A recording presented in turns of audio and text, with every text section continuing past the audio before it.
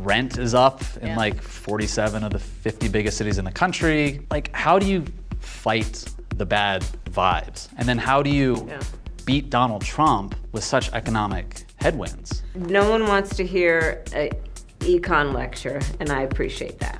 We have actually corrected a lot of what was heading in a really bad direction during COVID in terms of unemployment, for example. Over 10 million people were unemployed. We've created over 14 million new jobs. Unemployment is at historic record lows, somewhere around less than 4% unemployment.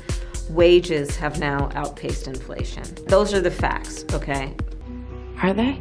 Grocery prices have skyrocketed 25% since 2019, outpacing overall inflation. Gas prices have been moving steadily higher, and if that trend continued, there would be significant consequences. From an economic perspective, the higher gas prices go, the more damage to inflation. And if there's too much damage to inflation, that could actually delay when the Fed starts cutting interest rates. Over just a few years, overall costs up 20% almost, food prices skyrocketing. You heard the president the other night say he inherited an economy on the brink, but we're making great progress on inflation. So we thought, well, let's just look at some of the numbers and figure out where we were and where we are now. Start with your primary residence, whether you're renting your house or owning your home. You're up 20% since Biden took office. That's like a mortgage payment that goes up $700 a month, Ashley. So we're talking real money there. Now, if you've got any money left over to eat away, your costs to go eat out are 21%. I took the family out for lunch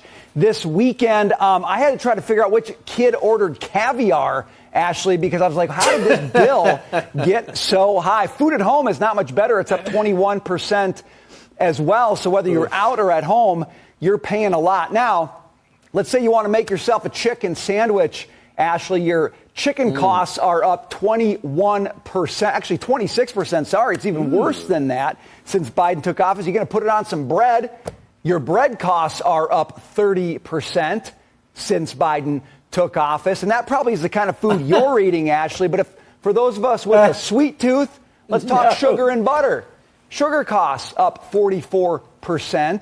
Butter up 27%. I know you're probably cutting down on that, but some of us aren't. And it makes life less fun when you got to pay so much for that. So here's the point, Ashley. You've got a president who can't seem to convince people that things have gotten better, even though he thinks the data's on his side. But when you really look at the data, you get why people say life is just so unaffordable, and they don't have confidence in what the president's doing on the economy right now. Listed among the data that we got in these inflation numbers was the average hourly earnings are now down 2.1% from where they were in January 21 when President Biden took over. Inflation is down 2/3, and we have the lowest annual core inflation since May 2021. Prices fell over the last year for gas, milk, eggs, chicken, appliances, and also used cars. Wages are rising faster than prices over the last year since the pandemic, and forecasts broadly expect progress on inflation to continue over the rest of the year. Now, if you look at two things that we normally don't talk about, but I bring it up now every month. If you look at the non-seasonally adjusted CPI index itself, which goes back to the beginning, or the seasonally adjusted core index, which goes back to the beginning, both those indexes today are at new all-time highs. They are almost every month. So your middle class looks at that, and the inflation compared to 2017, 2018, 2019 is significantly higher. The rate of change is what the Fed's looking at, and even the rate of change still, no matter how you slice it, does not look like 2%. Now, the year-over-year numbers also hotter than expected. 3.2 on headline year-over-year. That's 3.2. That would be the highest since Deese when it was 3.4. January remains at 3.1. If we look at year-over-year core, 3.8. Now, this is interesting. This is 1/10 hotter than we were expecting. Labor costs were only up 0.5%. We were looking for 1.6%. Okay, so they're paying people less. And the productivity number jumped higher than expected, 3.2 versus the 2.5. So workers, they are more productive and they're making less money. And that was for the entire fourth quarter. I think that's more to come, guys. Yeah. And the president has said that he would sign into law the bill that could have TikTok banned. If the president is so concerned about the national security risks around TikTok, why is he posting on the platform? So I'll say this. Jake Sullivan, our National Security Advisor, just spoke to the more broadly why this bill is important, why we welcome this bill. Obviously, it's going to the process, and we're offering technical support. So I'll just leave that piece there. As it relates to the campaign, I would have to, and their strategy as it relates to TikTok, I'm just going to leave it to them.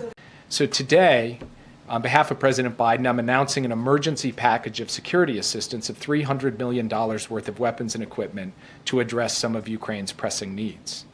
This is possible because of unanticipated cost savings in contracts that DoD negotiated to replace equipment we've already sent to Ukraine through previous drawdowns. I think that one of the things we're seeing just in the last 48 hours is not just that contrast in terms of record job growth, 15 million jobs across the country. I see it in Pennsylvania all the time, as well as the economic standing of our families. But I think what the president spoke to in his State of the Union address about working on lowering costs for families, whether it's lowering the cost of insulin by a lot way down to $35 a month for seniors, or whether it's taking on greedflation and shrinkflation.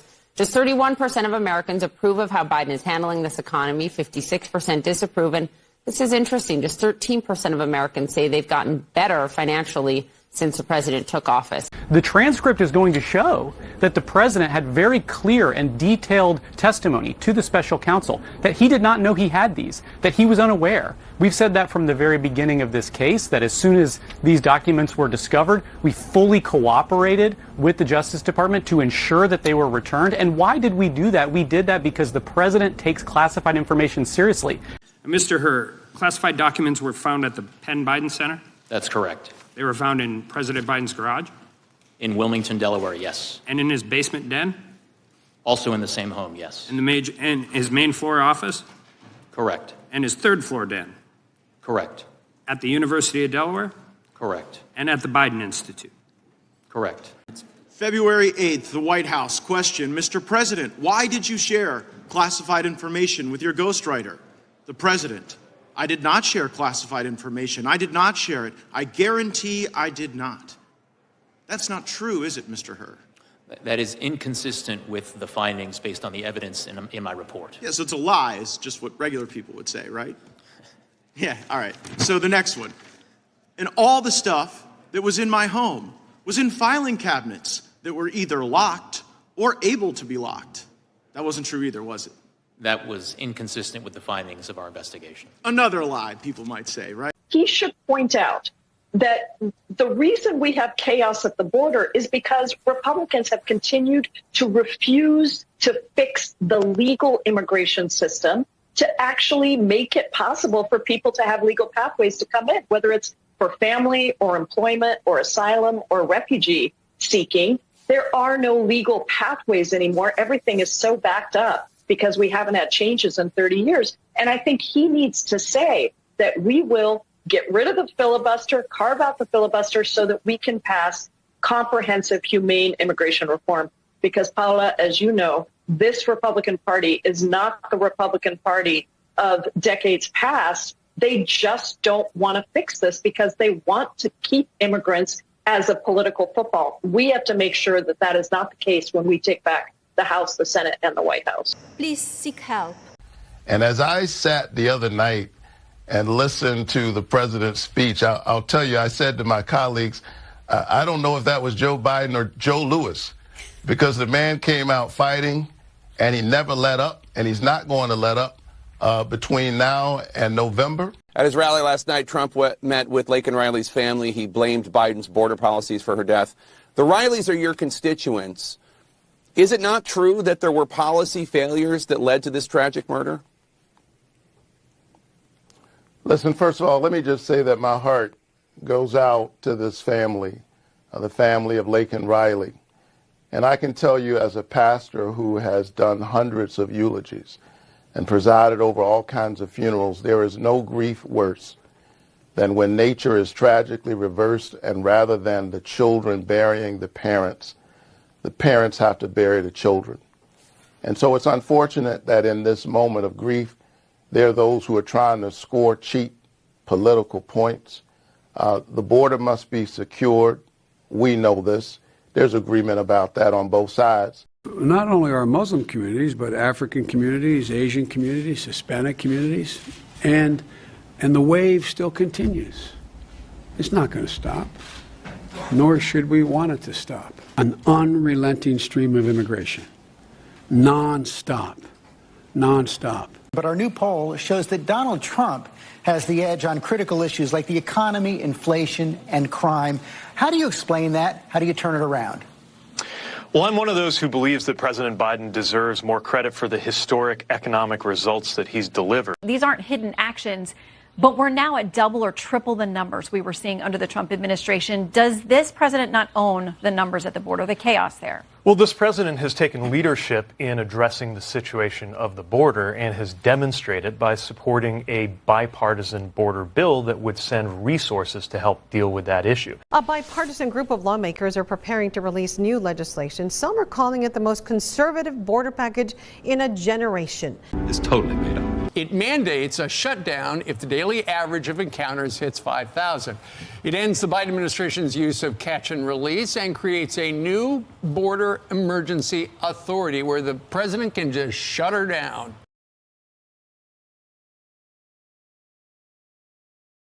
It's $118 billion in spending. It also includes $60 billion plus to support Ukraine, $14 billion for assistance to Israel. Should he take executive action knowing that's not going to happen? Well, he's taking executive action right now and will continually reassess what needs to be done based on the law and based on facts on the ground. Would he reinstate Remain in Mexico, which a lot of folks say that's responsible for millions of people who get here, check a box. You hear Border Patrol agents complaining, we're not even law enforcement officers anymore. We are facilitating people's entry into this country, letting them go and not knowing where they will ever turn up again. Which is why Congress should listen to the president and send more resources there, both to adjudicate the cases for those who are involved in that side and to get the technology. Do you want President Biden to come campaign for you in North Carolina? Yes, because I think he can win North Carolina. He is our best chance to move this country forward. And what they're going to do is to ensure really endanger our national security. They're going to expend,